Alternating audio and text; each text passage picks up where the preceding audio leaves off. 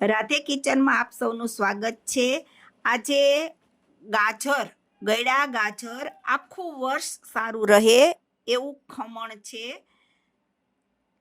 100 ગ્રામ તેલમાં મેથીના કુરિયા મૂક્યા। મેથીના કુરિયાને થોડાક સાતળવા દેવાના। ગળ્યા ગાજરનું ખમણ અને ગોળમાં બહુ મસ્ત બને છે। આપણે જેટલા મેથીના કુરિયા નાખ્યા હતા એનાથી બમણા ધાણાના કુરિયા નાખવાના છે।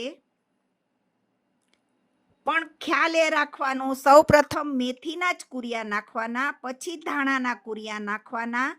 આ બંને કુરિયા સતળાઈ જાય થોડાક પછી રાઈના કુરિયા, અને રાઈના કુરિયા નાખ્યા પછી હવે આપણે ગેસ બંધ કરી દેશું।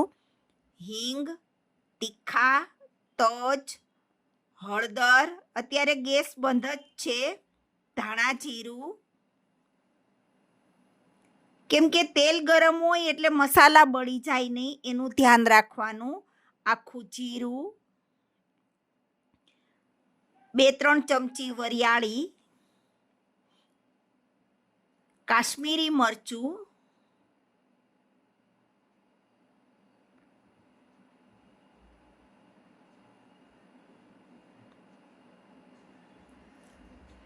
હવે આપણે થોડીક વાર એને ઢાંકી દેવાનું છે અને બરાબરનો સંભાર ઠરવા દેવાનો। જુઓ, આ ગાજર છે, ખમણી અને કપડા ઉપર કોરું કરી રાખવાનું। ગાજરમાંથી પાણી ના નીકળવું જોઈએ। કેરી, 1 મોટી કેરી ખમણેલી, સ્વાદ મુજબ મીઠું, અને એકદમ બારીક સમારેલો ગોળ છે। ગોળને ખમણી પણ નાખવાનો એટલે વધારે સારું રહેશે। સાવ ઠંડુ થયા પછી આપણે આ તૈયાર કરેલો સંભાર નાખવાનો। બિલકુલ ગરમ ના હોવું જોઈએ, કેમ કે આપણે અહીંયા ખમણની અંદર અત્યારે મીઠું ને બધું નાખ્યું છે, બાકી ગોળનું પાણી જલ્દી થઈ જાય।